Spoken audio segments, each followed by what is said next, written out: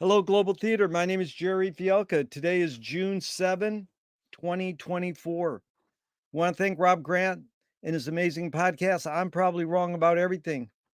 It's an honor and a pleasure today to be here with Tim Rudnick. Tim, where in the heck you calling in from? I'm calling from Venice, California, Market How Street. cool, how cool is that? The first question is what is the best thing for a human being? Love. That's the answer I get the most, and I agree. What's your favorite form of information? How information comes into you? What's your favorite form? Well, I get most of my information from the radio. I On the don't. radio? No, I wouldn't say that. I take that back. I listen to the radio constantly, but I get a lot of information from my computer. Yeah. Send me stuff. Why do you think humans collect or gather information? Well, to find out basically where they are in the universe, to identify themselves, to learn what it is that makes life and the universe possible. That's why I think people collect things to sort of figure it out. Do you think this need or want to collect information is more innate or more invented? I think it's different with different people. Yeah.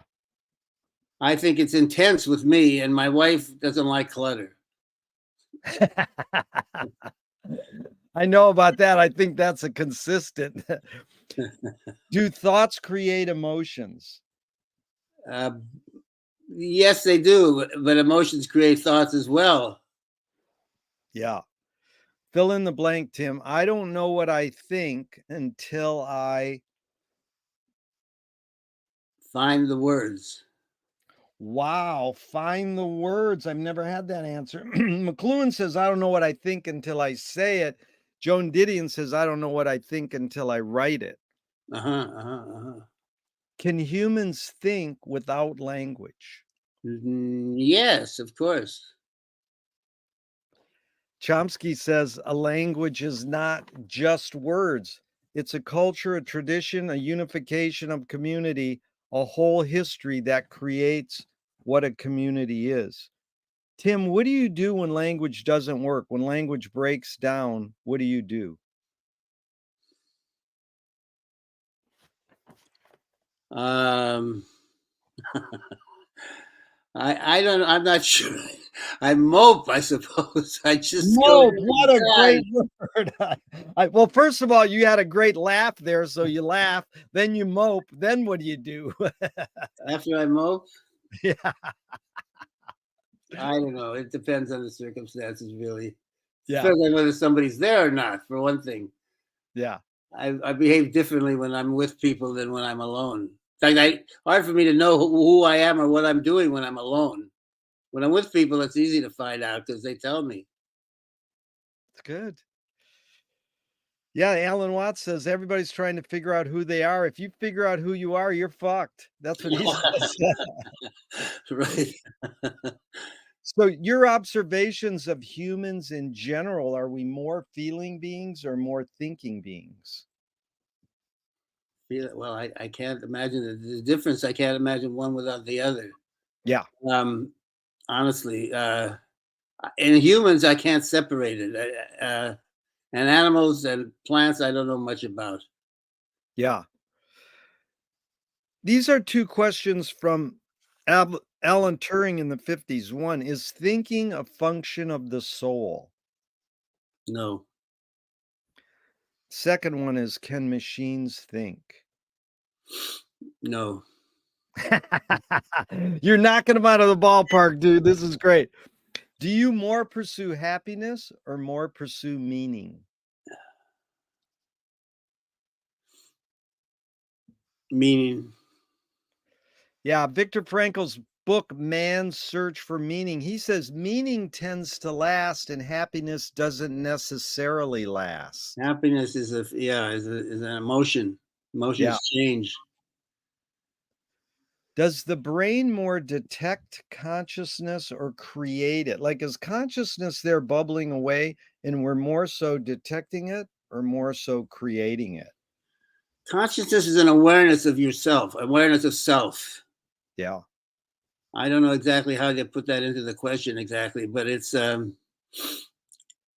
I think lots of things have consciousness, and lots of animals and plants, in fact, as Yeah. beginning to find out things like the communication among plants.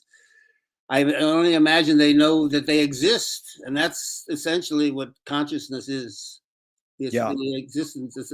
We lose our consciousness when we pass away. Yeah. Well, Tim, you get it. You don't have to answer the question. The question's just a prompt. You can go wherever you want. It's me Okay. and you versus the wording on the question. So this is fun. What's faster, speed of light or speed of thought? Thought. There's no right or wrong answers, but that one you got right. um, there's a poet, Audre Lorde. She said, "You can't dismantle the master's house using the master's tools." Her colleague, Yvonne Rainer, responded and said, "You can if you expose the tools. What new tool do you suggest?" Repeat the question, would you? Can you? Yeah, it's basically what question do you gravitate, excuse me. It's basically what tool do you gravitate towards? You can put the, Pencil. say it again. Pencil. That's it. I love that. That's me all the way. We're pencil and radio guys, dude. And so what new toy do you suggest? Oh, gosh. What new toy? I suggest. Well, I can only think of sort of these sexual toys that these little vibrators and things like that that they have.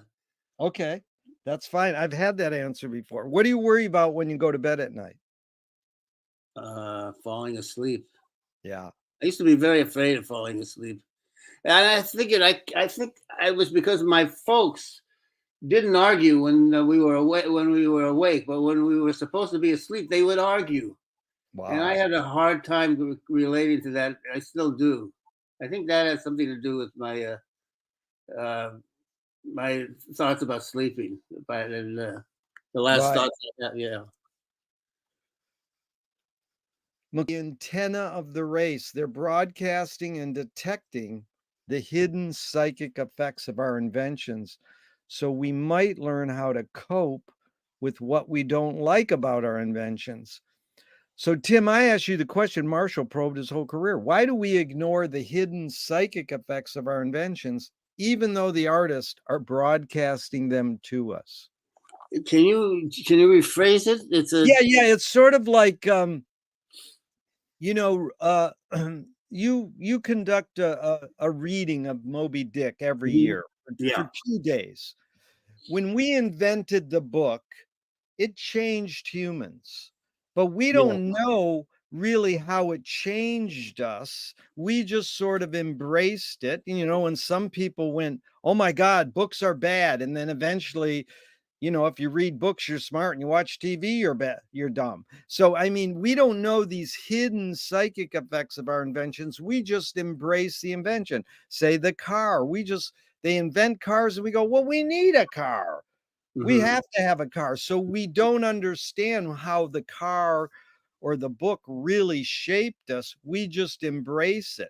So then artists come along like Melville, and he sort of by inventing a book, making a book that's a little more than just, a flyer that says, buy my product, or, why did we invent printed word was for accounting. So Melville didn't write the book, say, well, I'm just going to say, hi, here's how many fish we caught today. You want to buy stuff? There's something more to it, and it's a little deeper, and we don't always recognize it. And then so as the users of these inventions, we don't really understand all the time these hidden psychic effects, but the artists are broadcasting them to us, whether they know it or not. And so Marshall was saying, well, why do we ignore these sort of, broadcasting effects that the artists are doing? You're an artist, you don't always know why you're making your art. Sometimes you do, but it affects people and it reveals something different. Why do the us humans, tend to not get what the artists are doing? We ignore the real Well, impact. I don't think we're not taught how to look at art. I'm talking about visual arts now. Well, it's Yeah. true of all the arts. Yeah. We're not taught how to look at it. Yeah. I studied art history for quite a few years, and I learned how to look at art. You have to Yeah. learn how to look at it, art is a legacy. It's not a simple act of at one particular moment. It's a series visual arts, a series of visual events that takes place over time. You Yeah. become part of this large group of artists, and that's what that's what I think about. I think about the legacy, basically.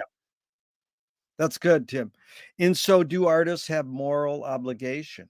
No, Wow.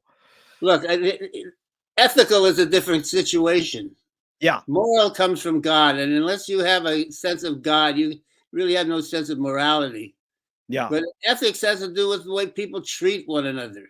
Yep.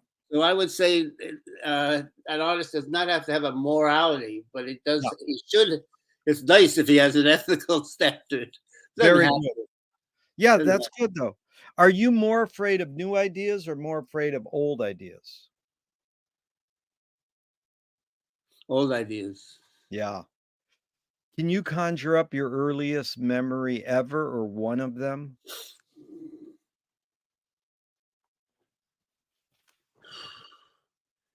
Uh, I'm stumped at a particular time, but when I was about 6 or 7, um, I was sodomized by a group of guys, and that's really the first thing that I can remember. I can't remember much before then, and I can't remember much of anything anyway. But I think that was a traumatic event, of course, and um, that's the first thing that I remember really. For the Wow. fact that I go Is 5 years mem old. that's really heavy. Is memory more a curse or more a blessing? Memory. It's a blessing. Yeah. It's a pain in the neck sometimes, but it's a blessing. You're fun. That's what this is about, Tim, to have fun. I'm really appreciating it. And you mentioned your parents, but this question is, tell me someone within your immediate family and then outside your immediate family who, just briefly, who had an impact on you, kind of like a role model. And what was that impact? Well, I've had several mentors. Yoko was certainly one of them. Ed Tarvin, a marine biologist, was another, and he became my sort of mentor and my focus when he walked into the first marine biology class that I ever had. And the first words he said was, "I'm the happiest man in the world," and I Wow. wasn't feeling particularly happy, but I just struck on that. And he explained it. He said, "I teach. I love what I'm teaching. I go to Tahiti every year. Uh, I'm just," he said, "some of my relatives are lawyers and they're not happy. I am the," so I started to emulate. I thought, I've got to emulate this guy. And I became really, really involved in marine biology. That is really good. What was one thing you got from Yoko? I got well, it's a couple of things. I got a confirmation of what I've been thinking, for one thing, a long time, about conceptual art. Um, but I got sort of a confirmation there. She was brilliant. Yeah. Um, then then Ed Tarvin, I'm talking about influences. Then is that what we're saying? I can't. Yeah. Yeah. Yeah. Ed Tarvin, I just explained why he was so influential. He was a happy man, and he was Yeah. also one of the most polite people I have ever met. This is Nice. really important when you're a teacher, to be polite. It's when you're a person, if you can be polite, So important. you're a blessing to people. Yeah. So important.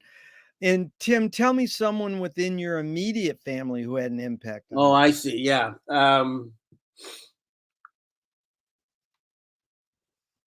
Well, they all have had an immediate impact. My wife and my father, and of course, Well, let's go through those 2. What did you mainly get from your wife? How many years you been with her?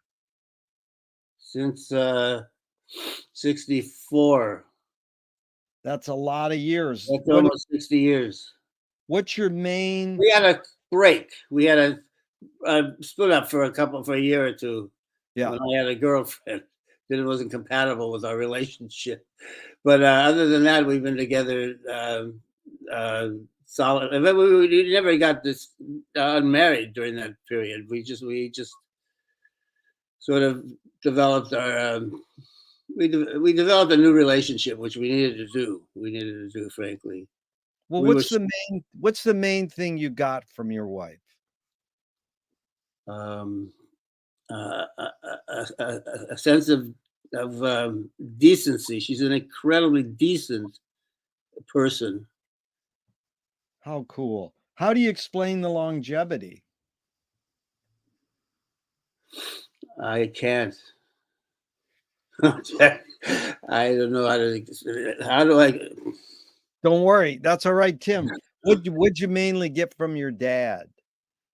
Oh well, I got negative things. Are we talking about positive things Well, only? no, either way, when I say had an impact, Yeah, my dad was extremely critical and yeah, made it very difficult for me to do practically anything that I wanted to do of me, of yeah, me, yeah, not necessarily my brother and sister. He was, but of me, he was extremely critical of everything I did, yeah. and on a personal level, took very little interest in me on a human level. We never went camping. We never went fishing. We went fishing once in a while, every Yeah. couple of years, but we didn't we didn't have a relationship, a personal relationship. It was much more of a parental and a child relationship that we had, even when I was older. Did your parents raise you a particular religion? No, Do you pray? I say, "Oh God, help me," if that's what you mean. I do. I invoke the name of God and the Lord. I prefer Lord to God, but I don't know if that's exactly praying. Yeah. I say, "My God, please help me," it's like that kind of, "Oh my God, help me," this kind of thing. And I don't think that's without meaning, to tell you the Yeah, truth. that's beautiful. I love what you just said. And, if God does exist, what would you like God to say to you after you die? Hello? That is a great answer. Tim, do evil people exist, or does evil use people as a vehicle? Evil people exist. Yeah.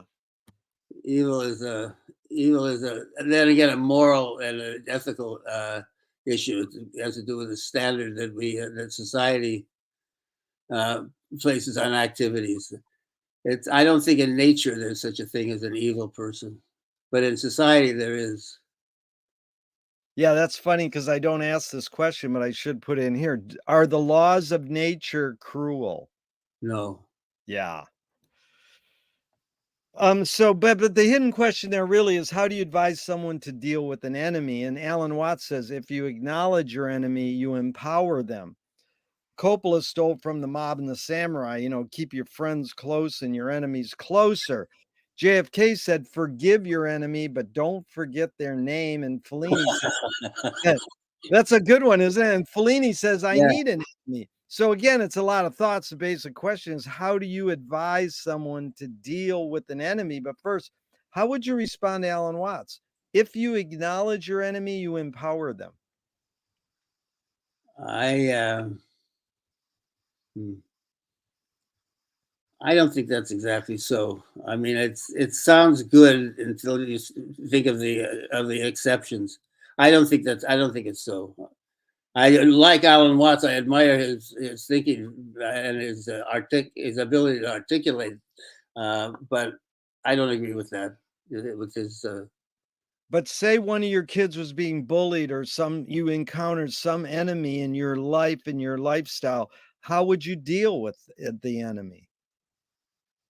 Well, my daughter was raped. As I would not, I say she was abducted. She was not raped. She got away from the guy before she was 5 years old, and she had to test. They caught the guy, and she had to testify in court.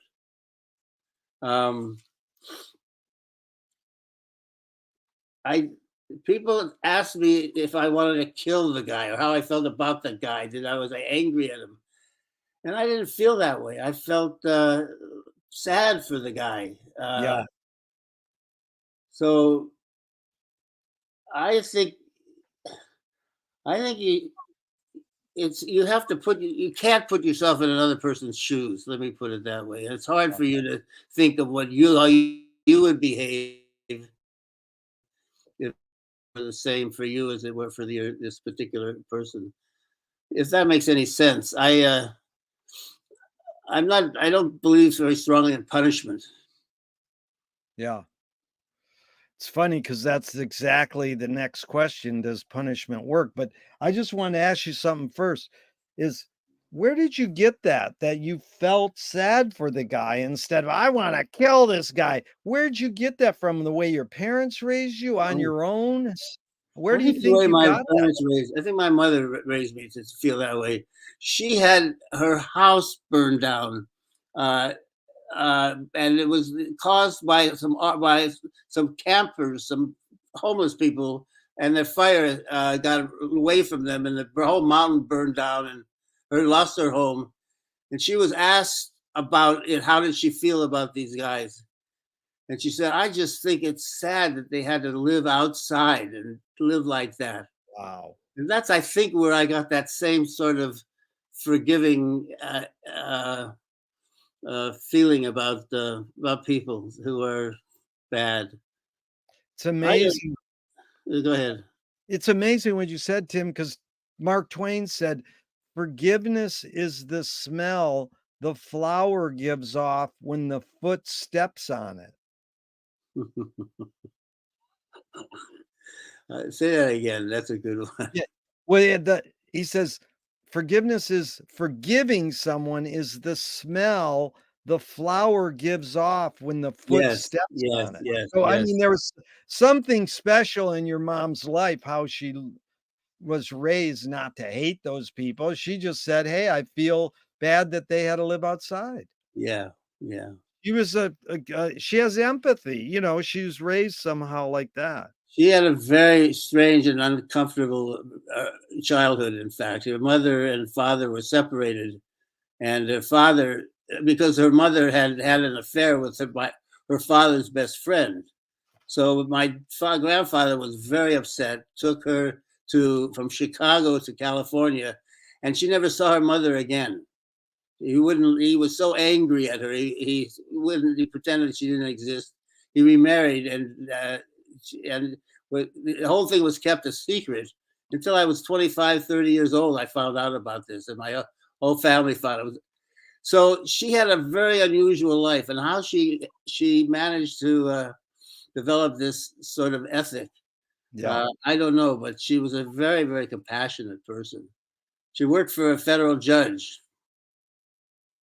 And that was in Chicago? No, that was in Pasadena, actually. But Did her mother had lived and father had lived in Chicago when this affair occurred, and then my grandfather moved to California I and see. wouldn't allow her mother to see her. So she's anyway. That was the story. Yeah. It's a very unusual story for a kid. Did she raise you in Pasadena? Culver City, Venice, Pasadena. Really? Wow. So James Joyce was the first projectionist in Dublin 100 years ago. He basically checked out of his cinema theater, Volta Cinema. He says, "This is stupid. Why should I go inside in the building and see a movie of a tree when I can go outside and see a real tree?" Then years later, Faulkner said, "Sometimes the best fiction is more true than journalism." Why do we have to recreate things in order to get them? Why do we have to go to a theatrical play of people acting out life? Why don't we just live life? Well, art. informs us about life. We can't live life without art. We can't understand the world without art. It's a different thing than relating to a human being.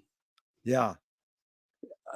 I'm not sure that I answered your question exactly. No, you answered it fine. They're just prompts. So you're doing fine. No, no, And no. But the question was interesting. Can you repeat it? well, it's like, why do we have to recreate things in order to get them? Why do we have to paint a painting of a tree? Why Uh, don't we just go look at a real tree? And you said because art informs us. yeah.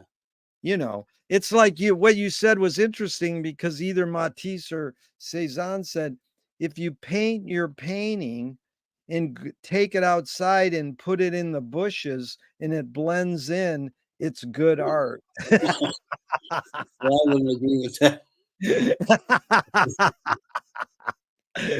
But you Yeah, yeah. art can be challenging, like conceptual art. You learn. So, I mean, this is interesting because I'm really curious. What you're growing up in, Culver City in Venice. What are you studying in high school and college, like aspiring to be? Are you right off the bat studying art history? Is No, that your first pursuit? What's your first pursuit? my first pursuit in college was history. I wanted to be because I had a wonderful history teacher, but I Right. found out real early that I didn't care that much about wars and treaties and things like that. And I took a course in art history and realized that that's what I liked. I like looking at art, and I was good at it. I Yeah. could see things. Then I had these wonder. I went to a school. I went to UC Riverside. We had in that particular class of the art department, we had 4 full professors and 7 students. We were Wow. extremely close to one another. We spent time. We ate dinner together. We had coffee together. We did. It was a wonderful, incredible education. And one of the teachers was a woman named Shirley Hops, who was Yeah. married to a guy named Walter Hops, who Yeah. was the director of the Pasadena Art Museum and the Yeah. first person to show Andy Warhol, Lichtenstein, the pop artists, well, he became synonymous with contemporary art. And then she remarried Irving Blum, who Oh, yeah. Irving owned the Indica Gallery. I mean, not the Indica, the Ferris Gallery, and Yeah. he showed Warhol and this type of thing. And I met Duchamp when Walter did a exhibit of Duchamp's, the first exhibit of Duchamp's in 40 years when he did. So that's where I learned about art. And when I started to become acquainted with Fluxus art, the Yoko, and this type of thing, I realized it was a different kind of abstraction than I had seen before, a different kind. Yeah. Um, it was non-visual. It was Yeah. conceptual. Yeah. Yeah, that's amazing because you've anticipated my upcoming questions. So did you pursue making art or teaching art or both? Making art. I've never What really what thought what art. was your what was your main mediums when you first started making art? Well, I first started painting and drawing, uh, and that's pretty much what I stuck to. I have my conceptual freedom. I distinguish art, sculpture, and painting and drawing as one is a 2-dimensional form, the other is a 3-dimensional form.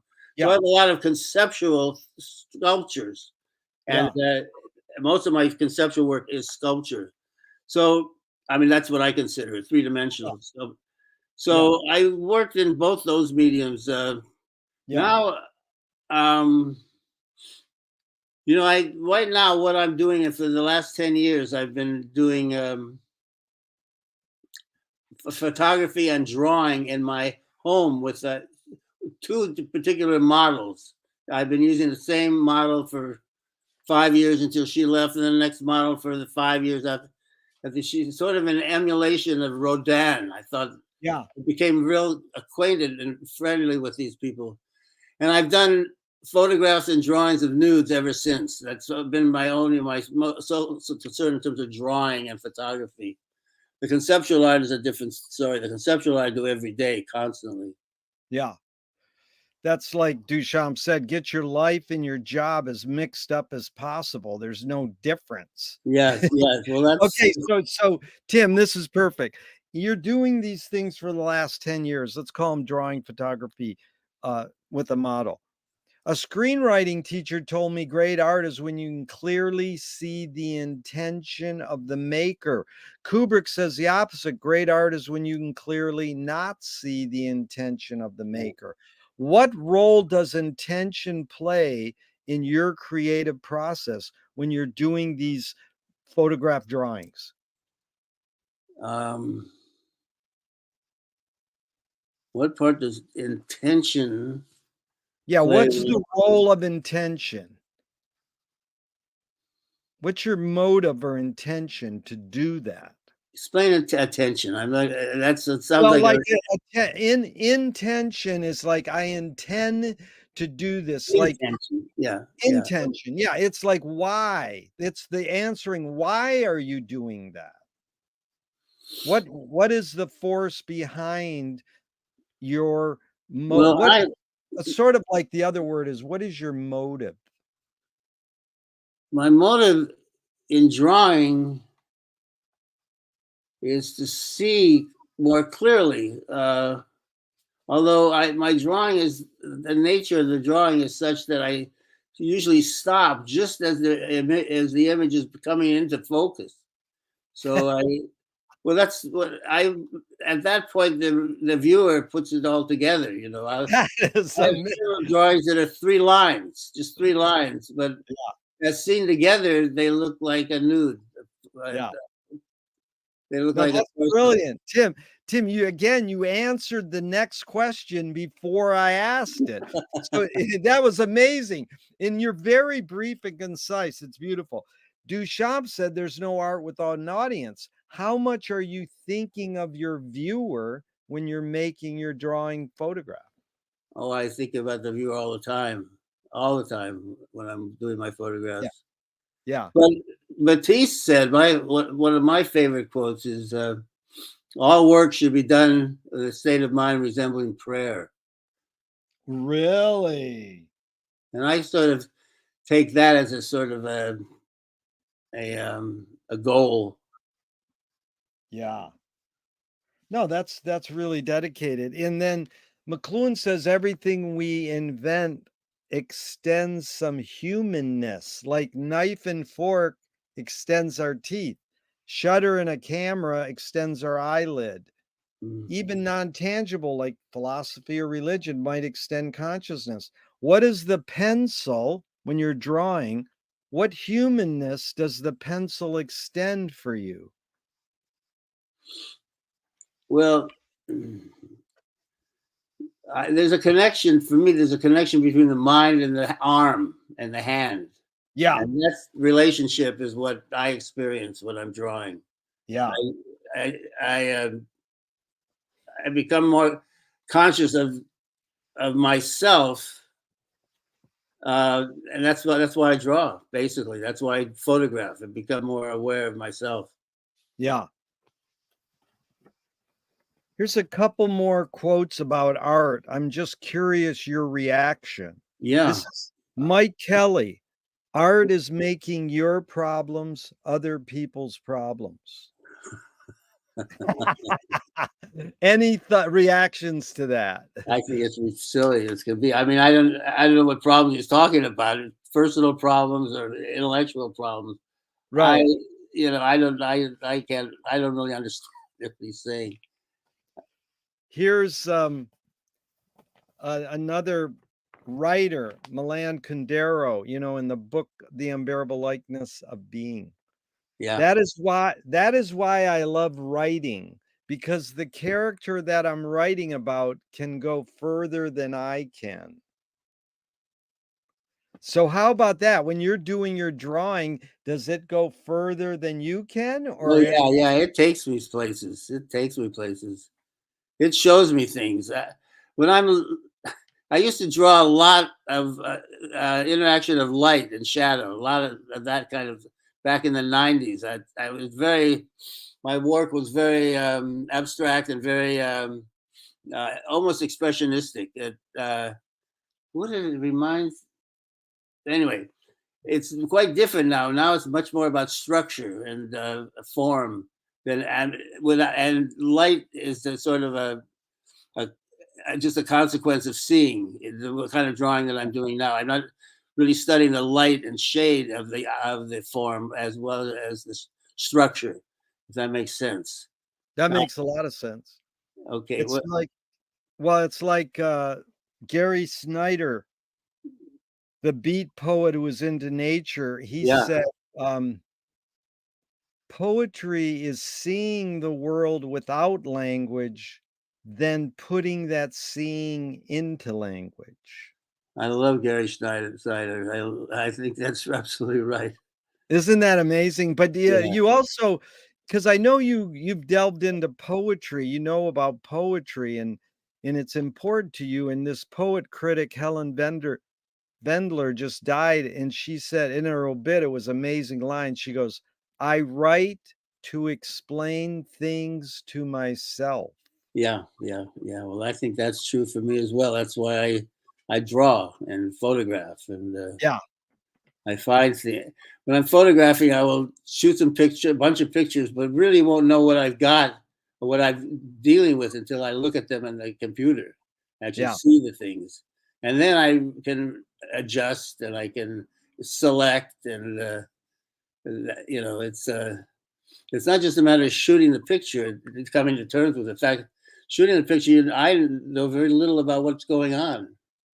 Yeah. What I'm looking for then with the photographs is light. Again, I study light with the photographs, Yeah. structure with the drawing, and That's yeah, uh, that's what the word photography means, painting with light. yeah, yeah, yeah, yeah, yeah.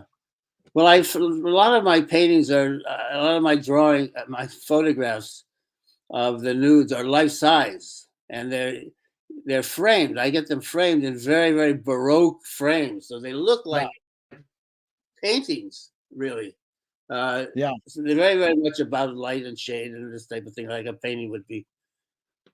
A painting is, but some painting is, I guess I would have to say.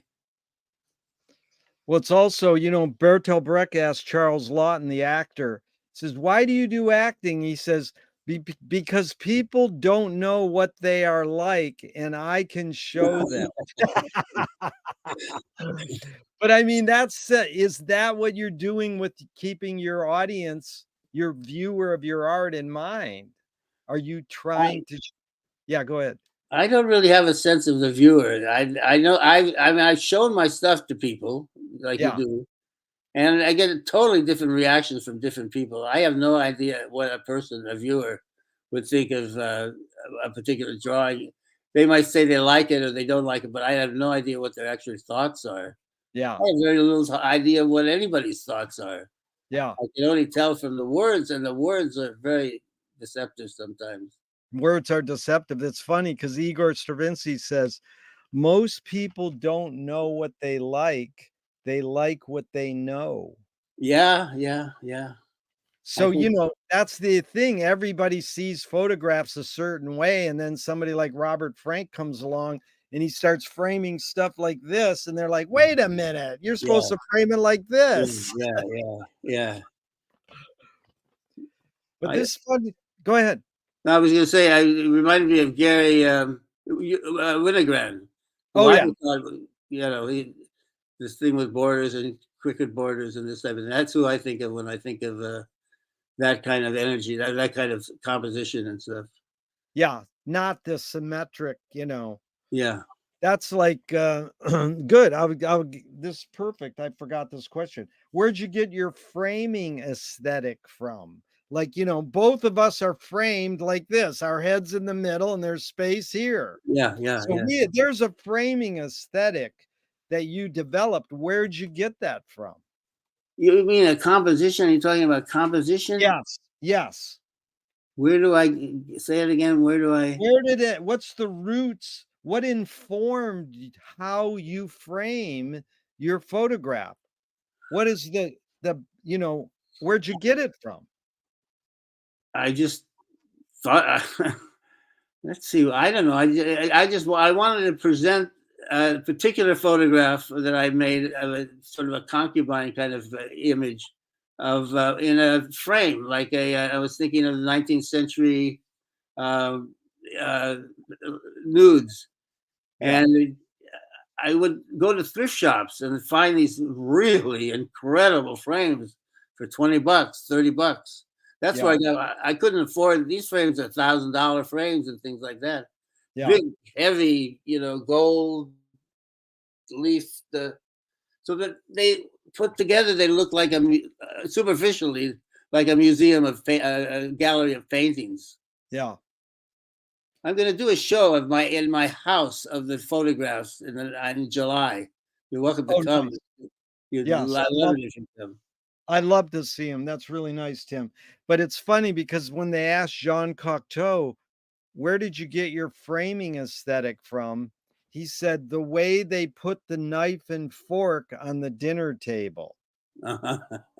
Because see, what you basically said, I think you revealed, is how most people got their framing aesthetic is from the way we looked at the painters of the past. Yeah, Because yeah, the painters set up how we frame, and yeah, how we compose, yeah, yeah, yeah, yeah. Well, it's a two-dimensional art. I think the frame is supposed to essentially be a sort of a window frame, and looking Yes. through the frame into the landscape, this type of thing, or into through the window into the what do they call it? The picture frame. I can't remember exactly, but I think that's where it comes from. No, it is. That's something you brought up and people rarely bring up. Just looking out the window, how you look out the window. Yeah. I mean, I'm into experimental film, and Stan Brakhage and Ken Jacobs went up to the movie screen once at a film screening, and they looked at the movie from the corner of the screen way Uh, down there, and they're like, "No, you can't watch a movie there. You're supposed to be sitting in the chair." or It's like, behind the screen. Yeah. yeah, and you could like, "Well, why can't I go behind the screen? Why can't I look at it Yeah. right next to the screen?" Well, because we don't allow that, you know? But, I live it in. also Go ahead. yeah, it Go ahead. also reminded me of that painting of, I don't know how many years ago it was painted, but the guy who the painter is painting is crawling out of the frame, you You, know? is that? You're not talking about Norman Rockwell. It's not well, Norman Rockwell probably He did did some that. sort of He did that kind of yeah, thing. yeah, that there's another guy who did it I'm way sure. before him, but it's still that Yeah, idea of yeah, breaking that fourth wall, like, hey, yeah. being aware because But you we're don't not really, you can't break the fourth wall of a two-dimensional image. You can't do that. It yeah. doesn't have a fourth wall. So, bringing up photography, Tim, in McLuhan's book, Understanding Media, he calls photography the museum without walls. And I love that that's a term you used in one of your YouTube videos. You goes, "This is a museum without walls." And it's really rooted in Andre Malraux, the French author. He said it way years ago, the museum without walls. And I Well, love that idea. that's really interesting. I just came up with it on my own. I never heard it anything referred to as a museum. Well, I've heard it since, Yeah. but I was. I don't know exactly how I came up. Well, there was a what was it called? There was was there a university without walls?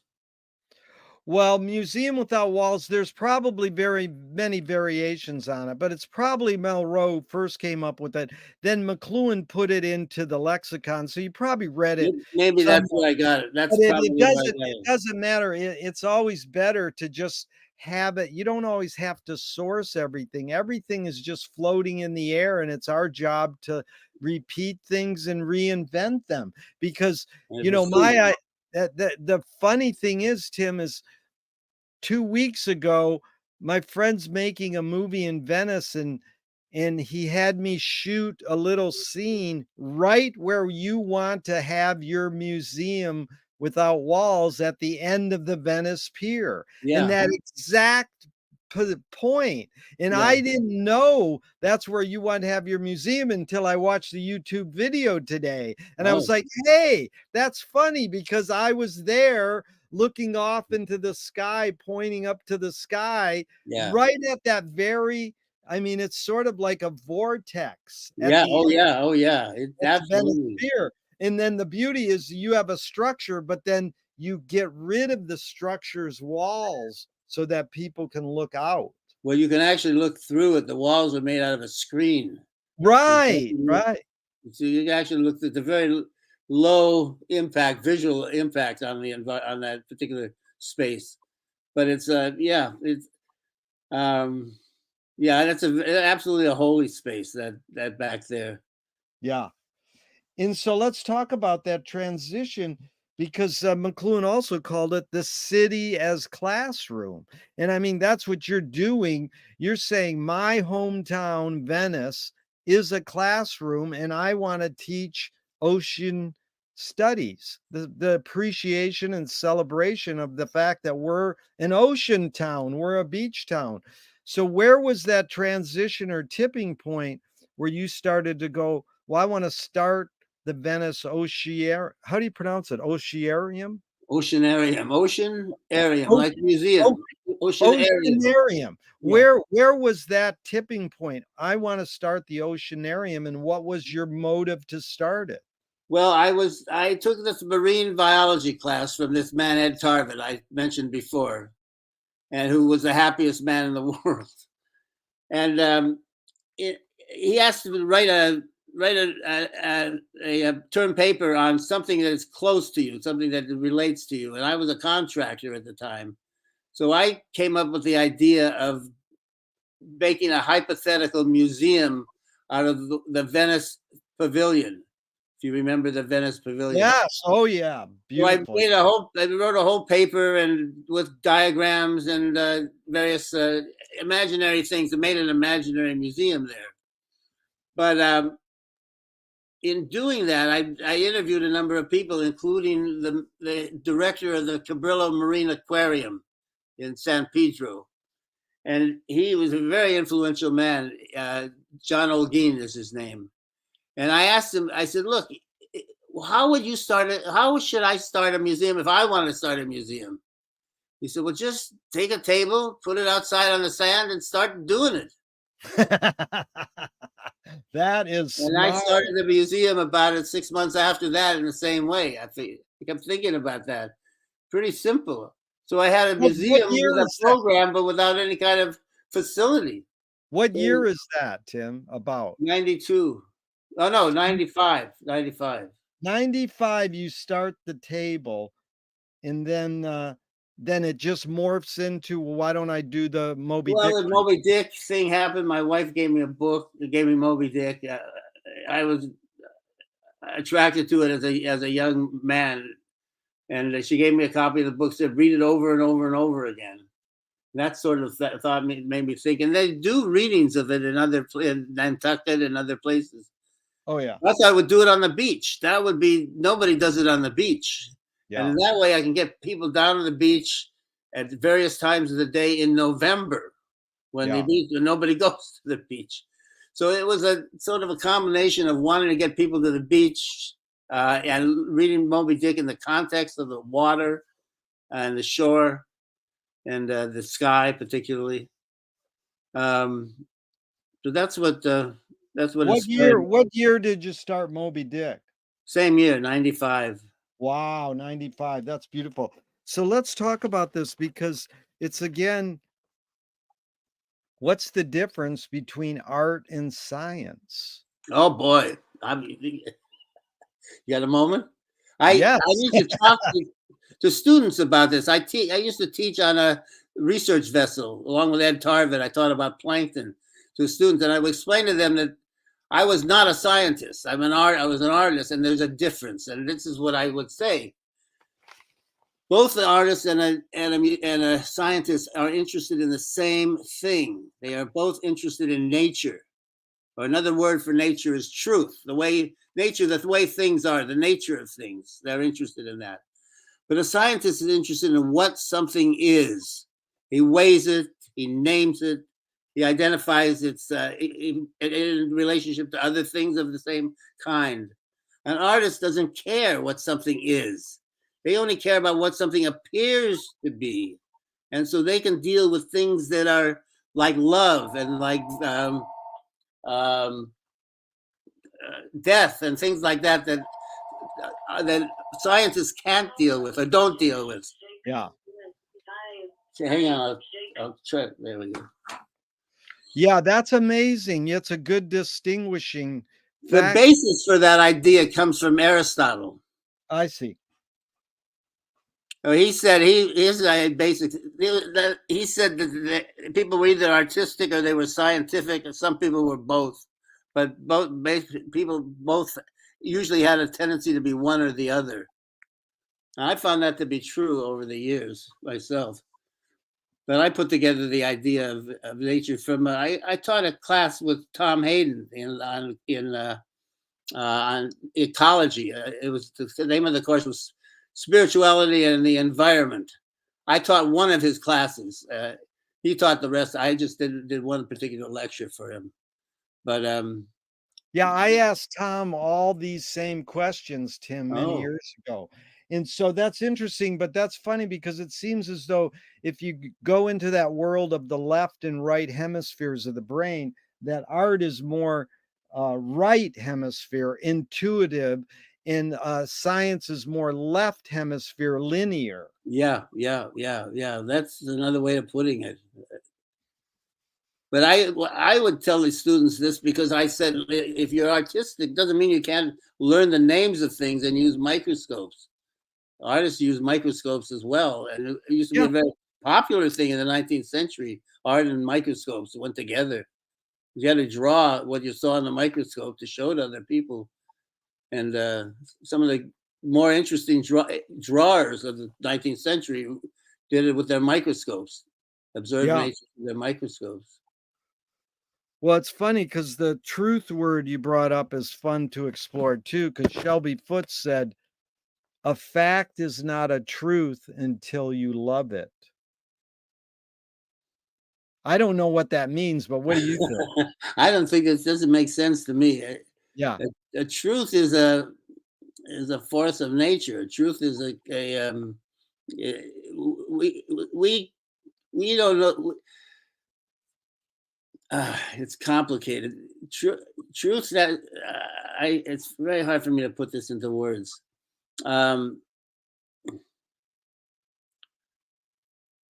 Truth is what really.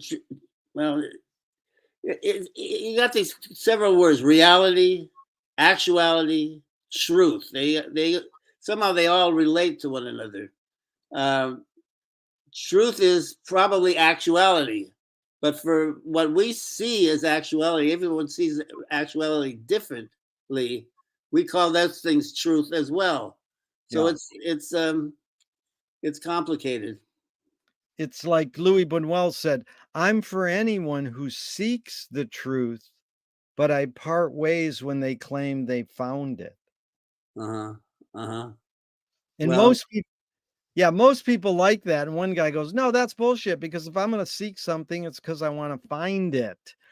And so, the cliche goes, the journey's more important than the destination. If the journey is more important than the destination, then why do we have to name or seek a destination?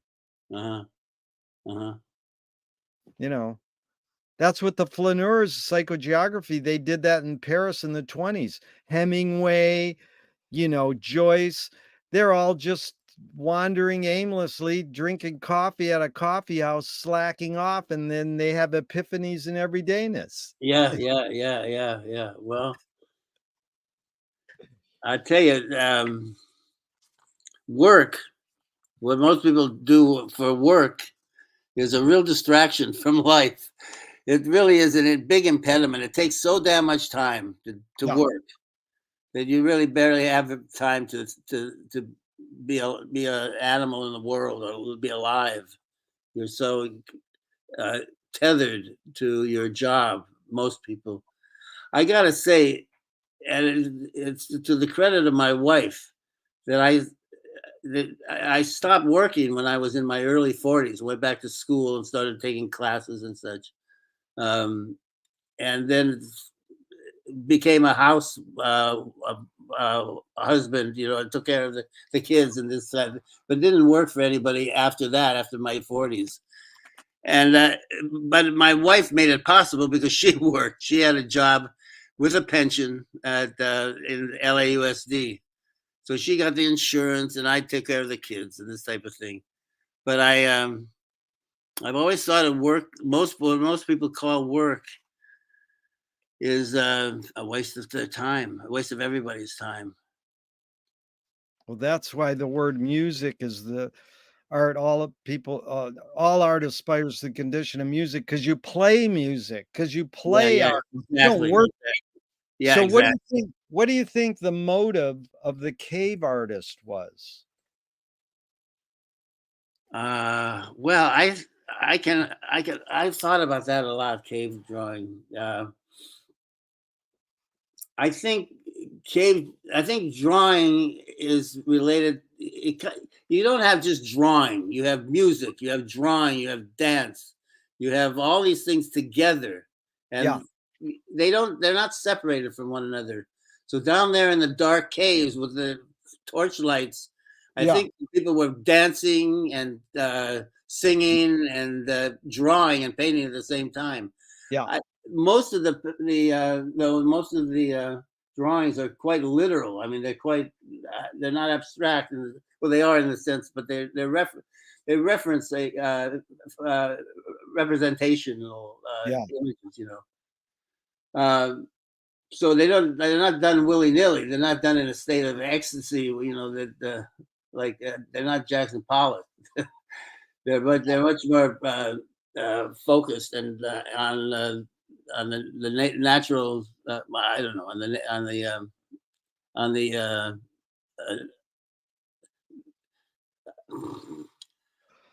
Well, Tim, I think what you're saying is what Marshall McLuhan loved to say. The Balinese have no word for art. They do everything as well as they can. yeah. I That's agree what with. they were doing. They were blending, like you said so well, dance, music, and drawing on the walls all as one thing. And one time I asked the guy, "What was the motive of the cave artist?" And he said, "To keep people in the cave," Yeah. which Well, was that's cool because it was like, "Yeah, we're gonna have some crackers and cheese and grapes and wine. So come on by my cave and we'll hang out." well, I think it has more to do with protection to get away from the night predators and things. To get That's it down there. too, yeah. And while they were down there, they had to do something. Well, you've collected all your art all these years, and I wanna go into archiving because, this is, as we get older, we collect these boxes and things and all these stuff that we've done all our lives, and the word archive comes from 1400s. It means to keep safe, free from harm. But 200 years later, 1600, it meant record preserved as evidence. Hmm. So my basic question is is this need or want to archive more innate or more invented? And do you have plans for your own archives? Because just to set it up, why should we archive at all? I know this thing about history, your love of history is important, but isn't the point of life to live in the moment, be here now?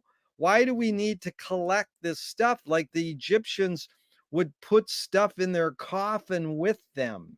So, is this need or want to archive more innate or more invented? Well, I, it's I think it's invented. It's ironic. I've been archiving my work for the last year and a half. I've hired a gal to, I don't have the patience, but I've hired this gal to photograph everything, and we've been putting it in the computer and getting lists of things, trying to get dates and information. And why am I doing it? I would like the I like my career to be preserved in some way or another. I Yeah. like the photographs and the drawings to be utilized. Uh, you know, I don't want them. I don't intend that they should just be thrown away. But I think archiving gives me a lot of information about the totality of what I'm doing, the practical totality of it. So um, I think the answer to your question, I think archiving is a intellectual. Um, it's purely intellectual. It's not artistic, Yeah. and it's not. I sort of lost my train of thought about this, but No, I'm very it's good. involved in archiving myself. It is good, but Tim, what you said is they're taking pictures and dating them, but the hard actual items, are they going to go into some college archive, or Oh, I see where? what you. Do you have any plans specifically? Like when you die, you just say to your wife and kids, okay, take care of it. Yeah, yeah. No, I've talked to several people who are knowledgeable about in the art world, and I'm hoping to get some help from them. That's good. Yeah, I have a curator, a friend who's a curator, and he's helping me with that as well. That's important. Do you know Peter Frank? Have you heard of? Do you know who Of he is? course. I've asked Peter Frank all these same questions. I love Peter. No kidding. Yeah, Yeah, well, Peter and I see each other very often these days. Peter's having a bit of trouble. well, I wish the best for him because he's an important part of art in the world, besides specifically in LA. But here's another question: since you went into teaching, McLuhan said it's misleading to suppose there's any difference between education and entertainment. It's always been true, whatever pleases teaches more effectively. Hmm. What's your thoughts on that? Well, I When never you really thought of myself as a teacher until a couple of months ago when I was given an award for being a teacher. But I never really thought of myself as a teacher. I have so much fun doing this, yeah, and that somehow a teacher is much more disciplined and much more does grades and does tests and this type of thing. I'm not, I'm sort of more of an entertainer than I am a academic. yeah, My whole way of teaching is to bring things like in the oceanarium, to bring real things into the experience of people, so that I present them with starfish to hold and to touch and to ask questions about, particularly kids, but adults as well. I hand them a skull from a pelican and ask them to feel how light it is.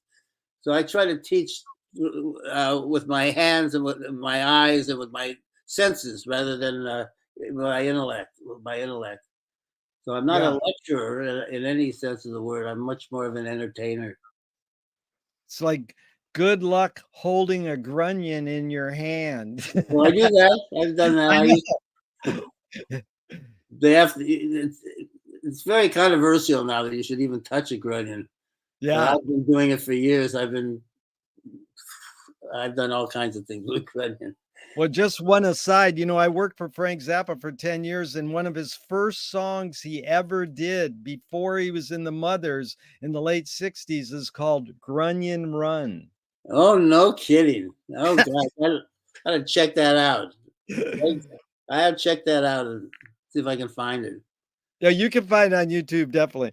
Okay, Tim, what's more important, conviction or compromise?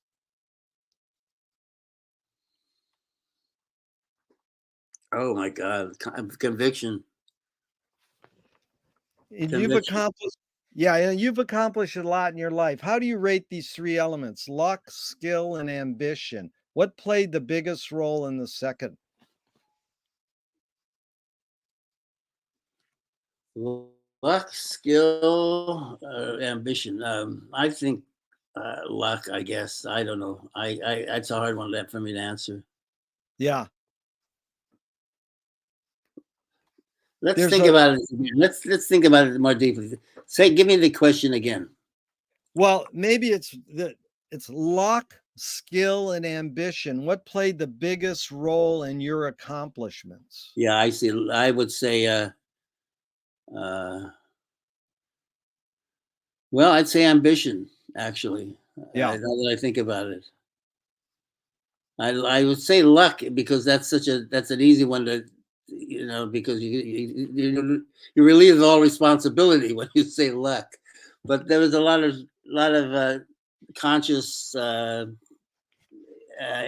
consciousness involved in what I've done, what I do. I'm very aware of of the function of what I do. It's not. Yeah. I don't. Luck has very little to do with it. That's funny because Gary Player, the golfer, says the more you practice, the luckier you get. So yeah, it is funny. So, but tell me one major element. You've done a lot of being an artist, art historian, contractor, you know, uh, all your pursuits with the oceanarium. One major element of your Timness, everything Tim's done that stayed the same through all of it, a through line, and one thing that's changed. Well, my family is the through line. My family. Beautiful. What's changed? Well, I'll be personal. I'm bipolar, and what changed for my life is when I finally hit on a therapist who gave me the right medication for it, and Yeah. my life has been significantly different ever since. This is about 25, 30 years ago. So Wow. it's a rather personal answer, but No, that's you beautifully answered it. I appreciate your honesty. And Moshe Feldenkrais works with healing and movement. He says it's literally possible to identify a weakness and incorporate it to become a strength rather than we're normally taught to overcome a weakness. Tell me a weakness you turned into a strength.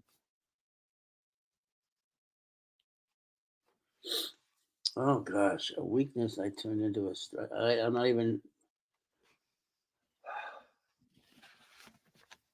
I can't answer that question. I That's good. really have to think about that. A weakness that I.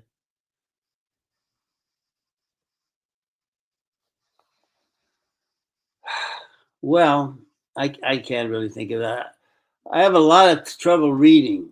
I'm also have attention deficit disorder, among other things. So I have a lot of trouble reading, but looking at things is a different thing. Looking at things has given me so I think that has something to do with your answer. That's really good. Yeah, because linear, you have to read words and put them into we just look at symbols. I have my one of my relatives is like that. He can't read a newspaper, but he gets a sense of what's by studying the patterns of looking at the newspaper every day, hearing the radio, hearing the news, what's going on. Right. So it's like what we try to do is read between the lines. Yeah. Yeah. you know, and so fill in the blank, Tim. Anger can be a productive emotion when fill in the blank.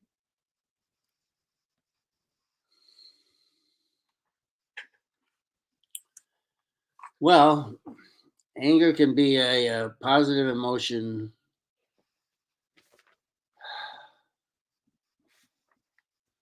when it is not connected to the ego.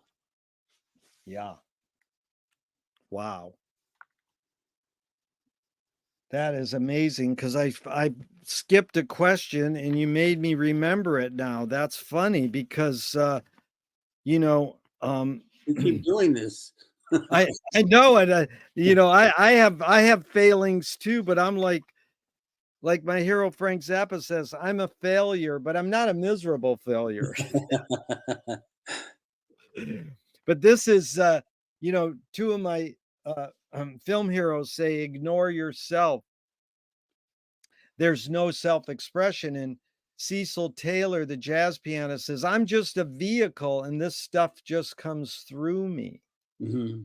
So is art making more self expression or more you're a vehicle for whatever environments in technologies and are dominant around you? Say it one more time. Is art making more self-expression or more a vehicle for the environments around you? I think it's more of an expression, I would Yeah, say. Although I'm not sure that you do all your work so that you can inform other people to express yourself so much. A lot of the motivation is just so you can see the world more clearly. clearly, yeah. That's good. But can art making be egoless?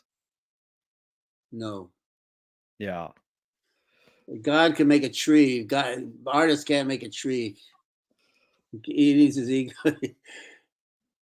He can make a Is picture of a tree. Yeah, is perception reality?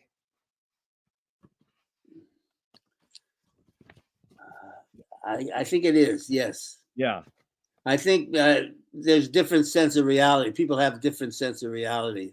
I don't think it's reality is one thing. And again, I I distinguish it from actuality. Yeah. Reality is how a person perceives actuality, and everybody has their own sense of reality. Yeah. That's funny because Lily Tomlin says reality's a collective hunch. It's a Like, good one. yeah, we're all like guessing and we all sort of go along. Yeah, that's it. It's like those signs in our neighborhood. It says, when there's a tsunami, Yeah, run, run up to the Mar Vista Hill. I Like, yeah, know. right. You're, I can't run anymore. I yeah. can. What's the most significant difference between men and women, physical aside? Well, men are very good at giving. Women are very good at receiving. And it does have to do with the sexual act itself. Yeah, But men have a hard time uh, accepting. I've found accepting things. Women have a much more easy time accepting. yeah. I don't think I made sense to you. Let's go. No, no, it's amazing. Men are giving, women are better receivers. Yes, You know, it's exactly. like this is I follow it up with what caused matriarchy? What caused rule by women?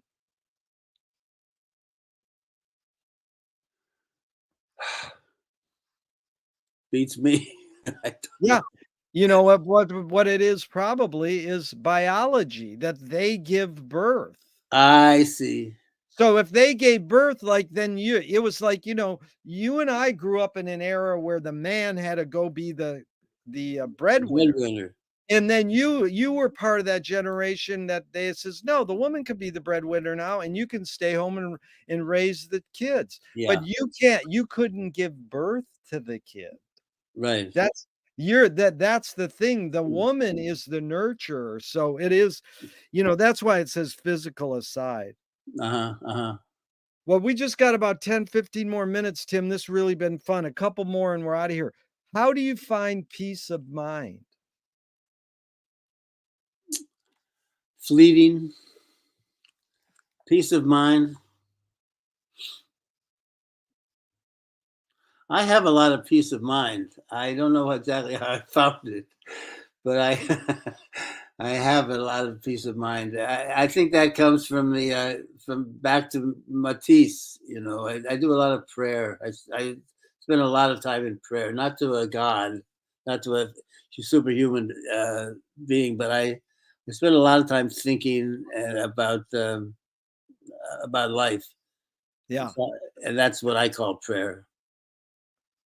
It's really Life. beautiful, but again, do you think that you got that from your mom and dad raising you or on your own? Where'd you get that sense that that's what life's about, is like contemplating us being here, like be here now? I think I got that as a reaction to my father. I told you my father was very critical, and he was Yeah, very much a person he worked 6 days a week and barely took time off on Sundays, but he read on all day Sunday. Uh, yeah, and I just reacted to that. Uh, and work did not just seem what we call work. There's a one. Do you know Ian Hamilton Finley's work? Ian yeah. Hamilton Finley, the Oh, poet. yeah, yeah, He has a wonderful story about going to pick up to get to get unemployment insurance. Going to the unemployment insurance and asking for some money, and they say, "Yeah, you're qualified," and they give him some money. He says, "Great, now I can go to work." So wait a minute. If you you don't get unemployment insurance if you're working, that's his story. It's a wonderful little story. That's yeah, the way I feel about it. It's um, my work is what people call play. yeah. That's reminds me a little of the Subgenius line. It goes, pull the wool over your own eyes. Okay, these are 5 quick Alan Watts questions just off the top of your head in a couple words. Okay, 1, who started it all? Adam. 2, are we going to make it? Yes. 3, where do No. we That was a quick Yeah. turnaround. No, we're not going to make it. We're not gonna- Oh, come on. I thought you were an optimist. I am, but I don't think that we've been around for 60,000 years. I just don't think we're going to make it for the next couple of million years, a billion years. It's, the Earth has to live. I think we're passing through, Yeah, basically a species passing through, I and like I that. don't think we're going to make it in the sense of Right. surviving. But I'm very much a positive person about what the future is going to bring. I'm Yeah. very optimistic about that. The third Alan Watts is, where do we put it? Where do we put it? I, well, I put it in my pocket, basically. Good. 4, who's cleaning it up? Uh, Gosh, these are good questions. Who's cleaning it up? Nobody. 5, is it serious? Yes. Okay, we got a couple more out of here. If you were Tim, if you were walking down the street today and you met yourself as a 12-year-old, what would you say to your 12-year-old self? If you mean just walking give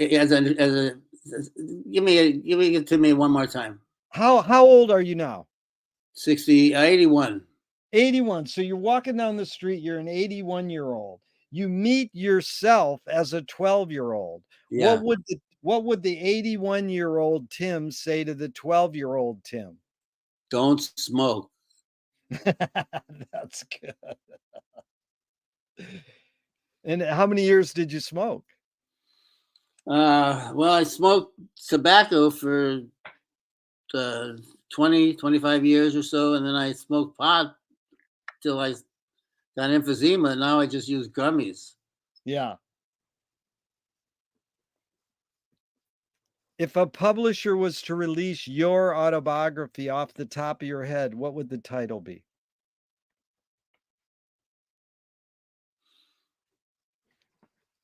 Um, Tim, They want to scent the glue in the binding. What smell? what?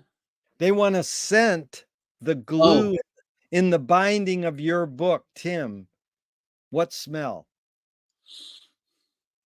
I like what are those things? Well, I like jasmine. Jasmine's good, relaxing. Jasmine. Jasmine's perfect. If a statue was built in your honor, where would you want it displayed? Um, in front of the Lincoln Memorial. What do you want it to be made of? Um, well, I think Carrara marble would be nice. Good. You know, Utah Phillips said, anarchy is making rules for yourself and not other people. Who's entitled to make the rules? Who's entitled to make the rules? Um,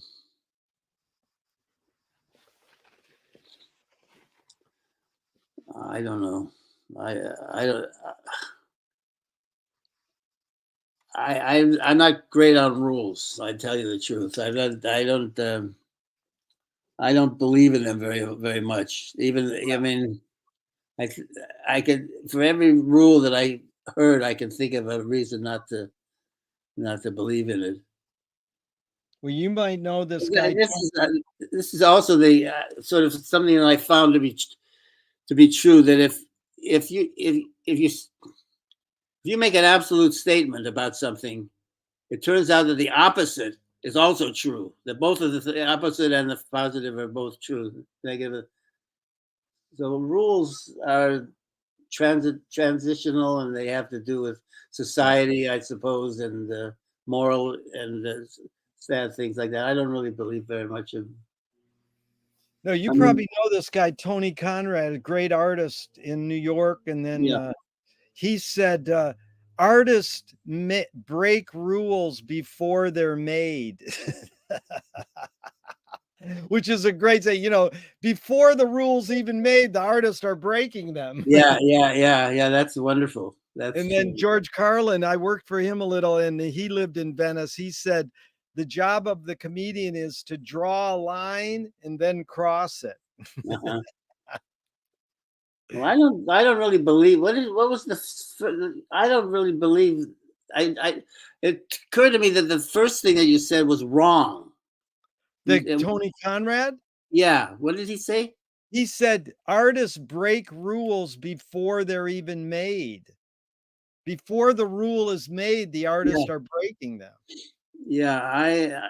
That doesn't make sense to me.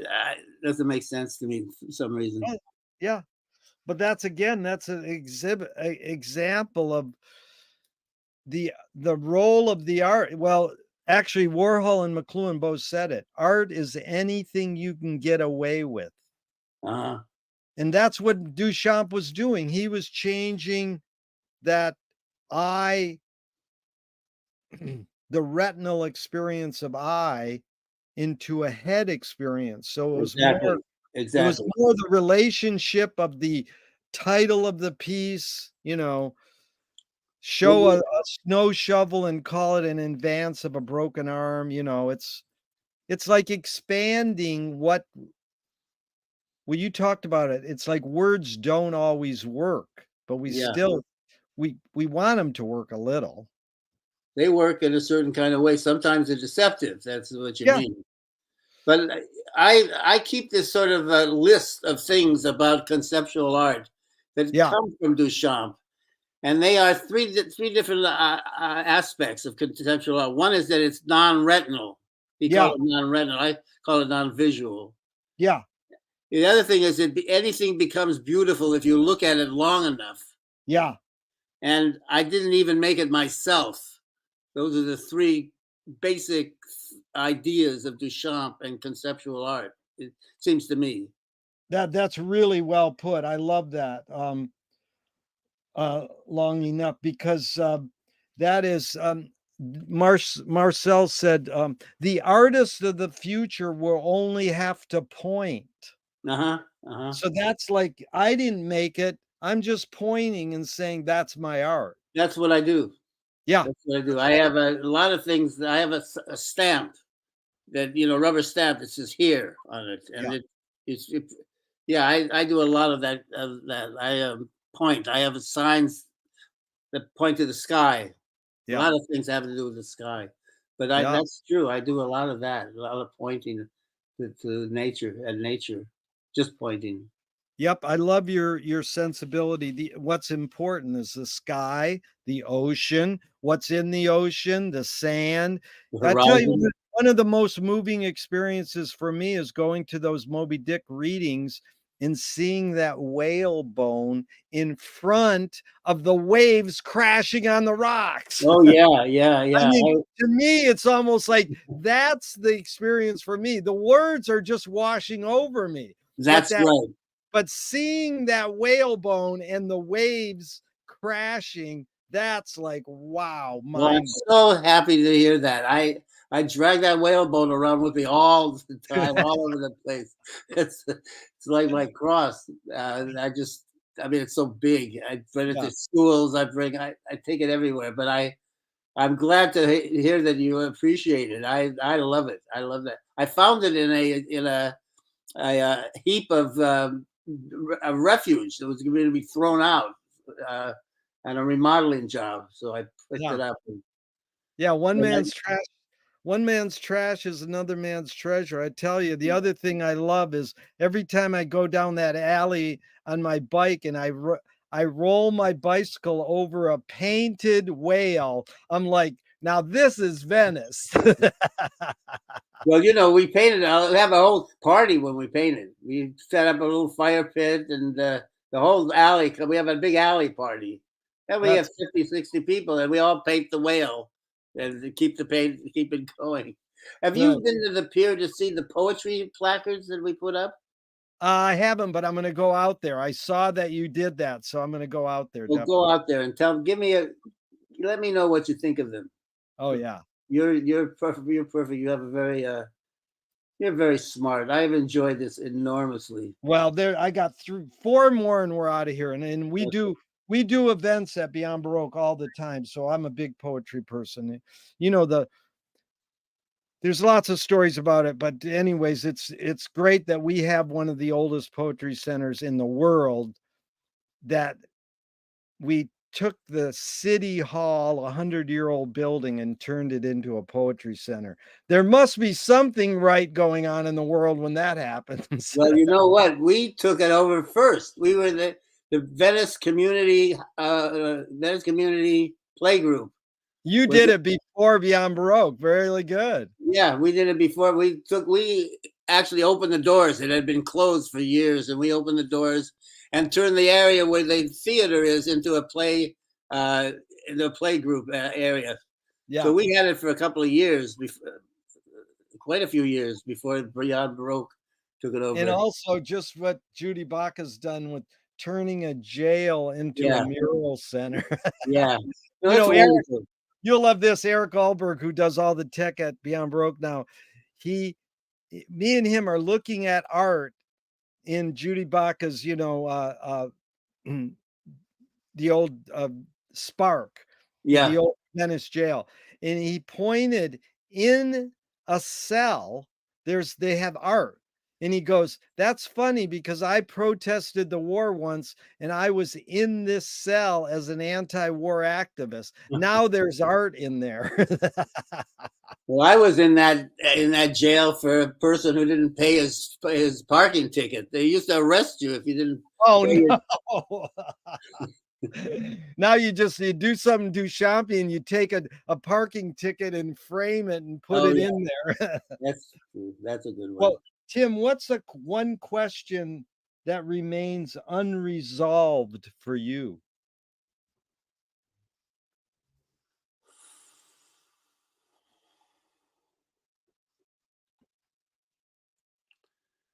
What I'm gonna have for lunch? Good. How has making art shaped your behavior? Um, I can't separate my behavior from making it art. It's That's a good answer. Art is my behavior. Making art is my That behavior. is, art is my behavior. That is a great answer. It's almost one of my favorite Venice artists. His line is, art isn't. Isn't that a great Yeah, line? yeah. And so Thornton Wilder, you know, the playwright, said art is confession. Art is the secret told. But art is not only the desire to tell the secret, it's the desire to tell it and hide it at the same time. I know it. Yeah, you've laid your cards on the table for 90 minutes. I'm not insinuating you haven't already answered this. What's it really all about for you? Family. Yes. What gives you the most optimism?